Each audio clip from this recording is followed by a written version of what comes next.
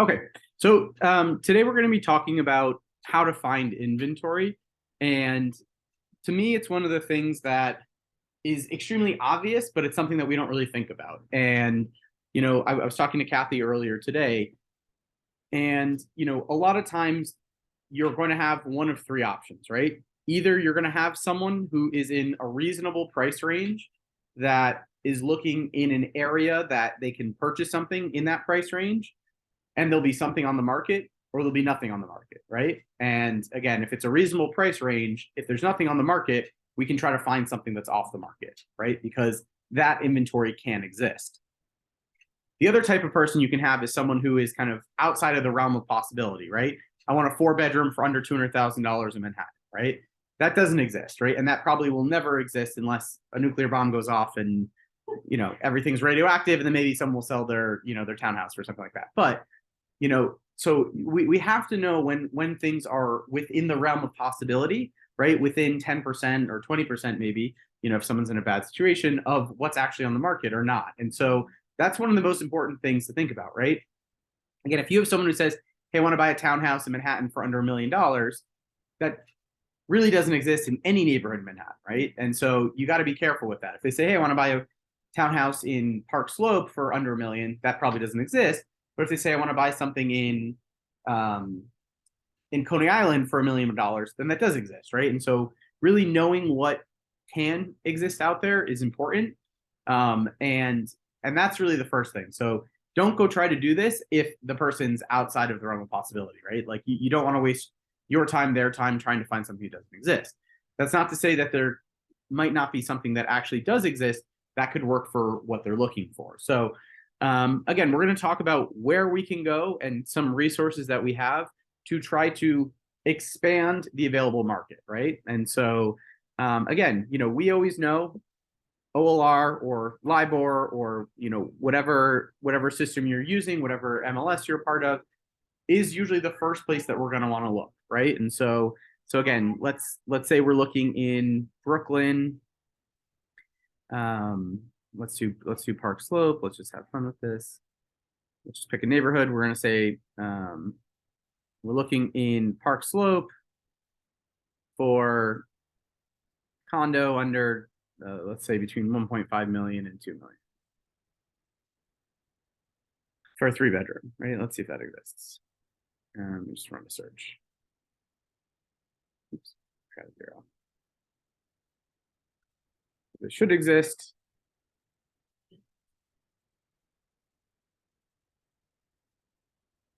There we go.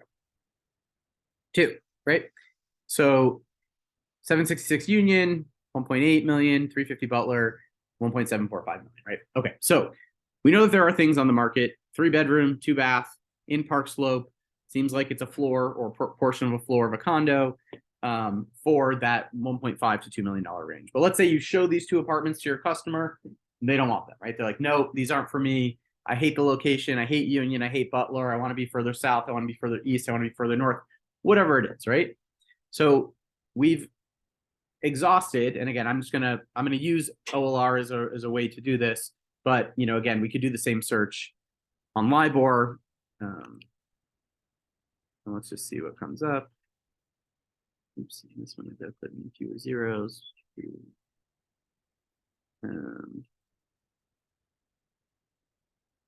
So again, nothing's coming up on LIBOR, so which is fine. They put enough zeros. 1, 2, 3, 1, 2, 3, yeah. So nothing's coming up on LIBOR, which is to be expected. We can do this same search on StreetEasy.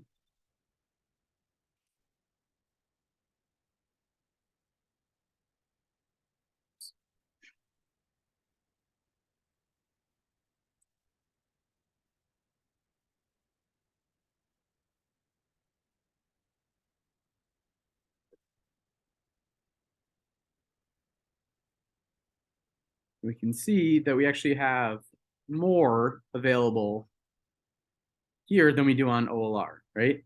OLR, we had 2. Let's do this to 3. We have 6 here, right? So we have the Butler, we have the Union. We also have some co-ops. We've got 4th Avenue. there are additional things on here, right? So that's, again, showing you one thing that you always want to look on multiple websites, even though these are revenue firms here, right? Element is a revenue firm, Brown Harris is a revenue firm. They're not showing up for some reason, and again, it could be based on the way the criteria work out, the way the numbers work out, stuff like that. But again, let's say that none of these work for your customer, right? So what's the first thing that you can do, right? So the easiest thing that you can do is you can try to see if anything has been on the market over the last year and not sold, right? Because if that's the case, it's what we would call an expired listing. It was taken off the market. Again, there's a whole video of how to go after these, but the easiest thing is to figure out if anything did come off the market, right? And we can do that on OLR as well. So we're going to go to Brooklyn sales, kind of the same thing that we did when we were actually looking for the property. I'm going to pick Park Slope again. Again, 1.5. We decided to 2 million. 3-bedroom. Right. And here I'm gonna change two things, right? I'm gonna change show listing from, and this has things that expire over the last 90 days, but I want to see what happened over the last year, because it's expired, it's off market, whatever. And I'm gonna change the status, and I'm just gonna go to off market, right? That's all I care about. I don't care if it expired or not. I just want to know what went off the market over the last year.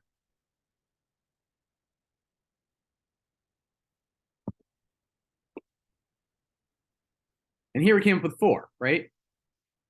So we had a 4-bedroom for 2 million, right? And maybe this works great, right? Your guy wanted to be further south. 18th Street is further south than Butler. Maybe they wanted to be close to the park on 8th Avenue, whatever it is, right? And these are all properties that came off the market, right? And again, there's going to be different things. Permanently off market means you can go after it. Technically, temporarily off market means you can't. Ooh, shoot, I just put that by accident. Zillow will, yes, you can search Zillow as well, and there should be a way. Again, StreetEasy should do this as well, but StreetEasy doesn't have an option for searching things that didn't sell. What you can do is you can go through building by building and figure out what was taken off the market. For example, let me just pull up one of these. Let me go back here. Sorry? No. So again, OLR is going to be your best bet. That's going to be the easiest way to find them. If I take this address and I put it into StreetEasy, so I can go, you basically have to go building by building on StreetEasy to search for expired things. I can click on 23 past sales. And when I look at the building level, once it loads, which might take a minute.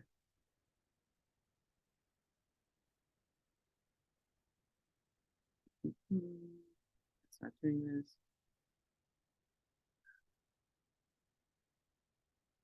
It's weird. It's not doing it. Just again. It should show here under units.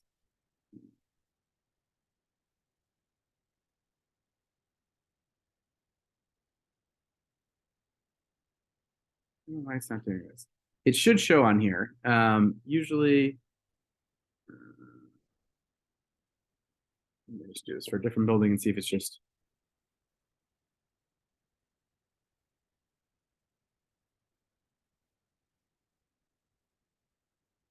So it should show something like this, right? And so on this, we can see if something has a recorded sale price here, like 4C, what it sold for and stuff like that. And these grayed out ones that say no longer available usually means that it didn't sell, right? Sometimes, again, StreetEasy feeds from a bunch of different public records, Acris and things like that. 3E may have sold at some point, even though it says it didn't. Again, we can cross-reference. It came off StreetEasy. It was listed. We can look on here too. Again, that's why having access to these different databases kind of allows you to cross-reference and stuff like that. But I can go to sales history on OLR here. 3E, again, it says POM came off the market, but then it also has a sold price, right? So Acris is saying, oh, sorry, no, that's wrong. This is when it sold in 2014. Again, these can get a little confusing because this sold in 2014, but this was listed this year, right? 2022. So it didn't sell. They were asking a lot for this. 1.3 is, for the size of the apartment, is a lot, in my opinion.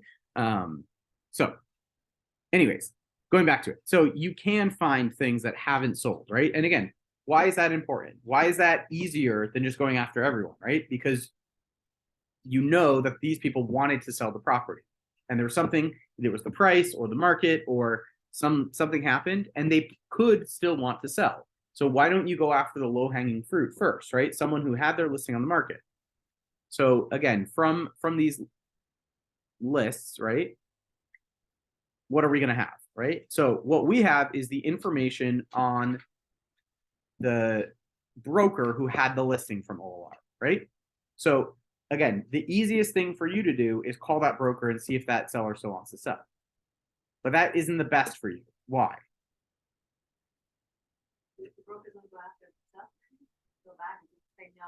So Kathy said because the broker is going to go after it themselves. Well, they lost the listing. So number one, that seller might not want to talk to that broker because they didn't sell it, right?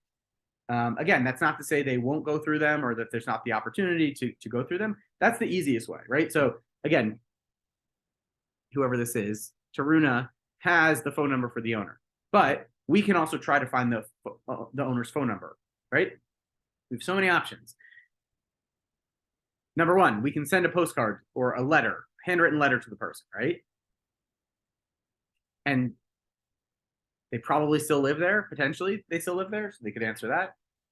Number two, we can use other databases to try to find out the contact information on that person, right?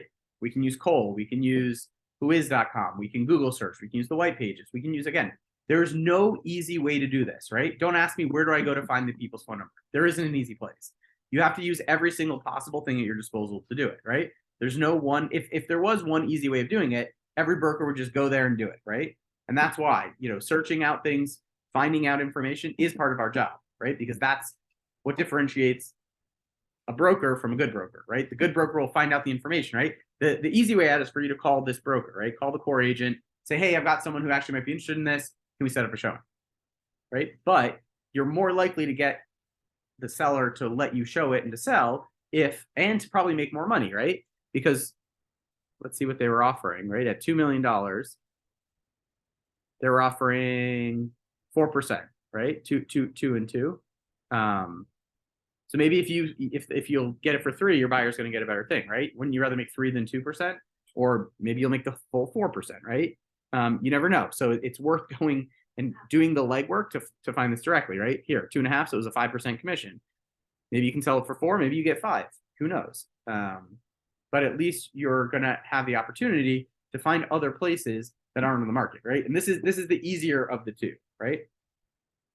The next one is to do whatever legwork you can to find out other options of places that either A, sold in the last year, right? Again, OLR is great for this. This is why I always rely on this if we're doing this, right?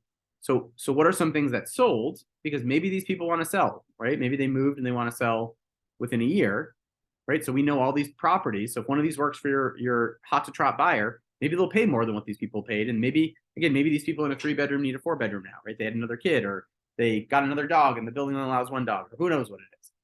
So there are, again, in this case, 51 3-bedrooms in Park Slope that sold over the last year. So this is another thing, right? Handwritten notes to all these owners. Hey, I know you just bought, but I've got someone who'd love to see your property. Have you thought about selling? You can do this same thing to uncover inventory for potential renters, right? Let's say you have a renter who's looking for a 3-bedroom in Park Slope, and there's nothing on the market. You do the same thing. You see what sold over the last year in condos. You see maybe they want to rent it out, right? Some people buy them as investment properties, and you send them handwritten letters, right? There are so many things you can do with information, right? Most brokers, all they do is they look at what's on the market. If nothing's there, they're like, sorry, there's nothing that fits your criteria. But even just in uncovering this, we can go after things that expired. We can go after things that sold over the last year. And then the third, which again is the broadest, is to just go after the neighborhood, right? Send a postcard to the neighborhood, send a mass email to the neighborhood, call people in the neighborhood, right? If you know your customer, again, let's use that 29 King Street, right? Your customer saw that studio, loved the building, but nothing worked, right? What can you do? Well, you can call everyone who lives in the building. You can send a handwritten note to everyone who lives in the building. You can email everyone who lives in the building, right? And again, we have different resources for that.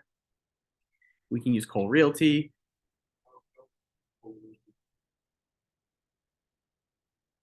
That's what I'm doing now. So yeah. So again, Prospect IQ. Let's do by neighborhood. 29 King Street, New York. Let's see if I can just run this without. Let's see what we can find.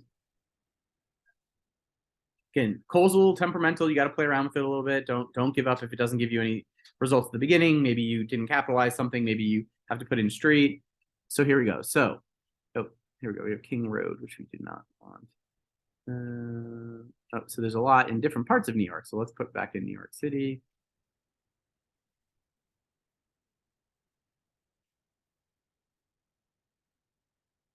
I'm going to look at a list of all records to see who we can find in here. Here we go. 1, 2, 3, no phone number, email address, right? We can email Eric, who actually I know doesn't live there anymore. John, 1F, phone number. Okay, you can call him. Can't call, but we got an email for Erica. Do not call, do not call. Email is fine. Okay. Okay, right? So we can do this. We can go through here. And again, it's not going to be exhaustive. Not everyone's going to be on here, but I mean, a bunch of people in this building are on here. At the same time, we can do the same thing, right? If we want to know who else lives on King Street, we can hit street search here, right? And again, maybe your client says, hey, I love this block, or maybe I love this neighborhood, or I love whatever. Here are more people you can call, right? And again, this is a lot of do not call, but I did all records here. Because again, it's even going to have owners, right? So we can just email these people, or we can send we can't email because we don't have their email. We can send a handwritten note, right? It's an easy way to get in touch with people. And again, if we want to do specific searches, right, we can do just email. Same thing. It's good. Again, I still have that. I might have, yeah, say I messed that up. Gotta go back to 29 King. But we can do this for any.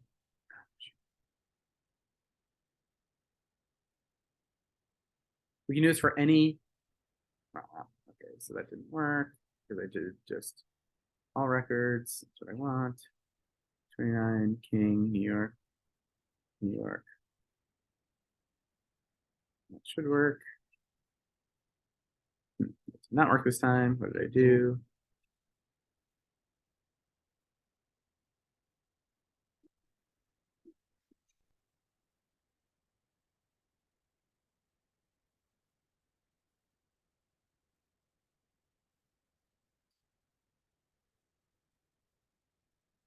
Doing something wrong here, but there we go. Okay.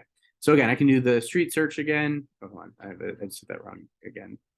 First, we want emailing only. We'll do the search. Now we're going to do the street search. So there we go. So now we have people on King Street with an email address. Boom. Right? We can email all these people. So think of this. And again, this is, the whole point of today was to talk about how to find inventory, which again, you start with the easiest stuff, you go up to the harder stuff, and just make sure that when you're doing it, it's reasonable. But these things in Cole Realty can also be used when we have an open house, right? Again, Kathy just had an open house, had 14 direct buyers come, didn't work for them, right? Shouldn't we call everyone on the street and let them know, A, that the property is for sale, B, that we had 14 people, and C, maybe they want to sell their property, right? Maybe that works for them. So that's uncovering inventory as well. This whole thing of just sitting back, right? Again, difference between a broker and a good broker or a great broker. A broker will find something that's on the market for their client and do the searches on StreetEasy and Zillow and all these things. And a great broker will find stuff that's not on the market, right? It's a big difference, right? I used to send, which didn't work all the time, but it worked a couple times. My buyer is looking in your building, right? To a bigger building. And just told people, hey, I have a cash buyer who's looking in your building. Nothing's on the market, right? I did it to another building in the West Village. It's a way that you can uncover inventory. And from those postcards, I got one listing, right? But again, it was a $1.2 million listing. So paid for all the postcards I've ever sent in my life. So again, there are free ways of doing it. Call, text, email. There are paid ways of doing it. Postcards, handwritten notes. And again, it takes some time, but think of all the opportunities that are out there, because there are millions of people who live in our market area, and there are a lot of them who want to sell who haven't even thought about it yet, who don't know what's going on with the market, and we have all the tools and resources to tell them what's going on with the market. So, questions? It's simple. You just got to do it. That's the whole thing. This business is so simple, right? It's detective work, which is fun. That's part of the reason I like it, right? Yeah, Lou said it's detective work. It is, but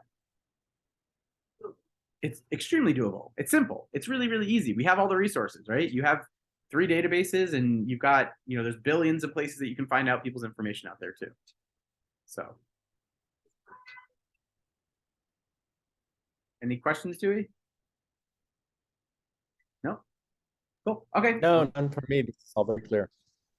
Awesome. Well, if you guys need anything, let me know. Thank you for your time, and we will talk to you soon. Bye.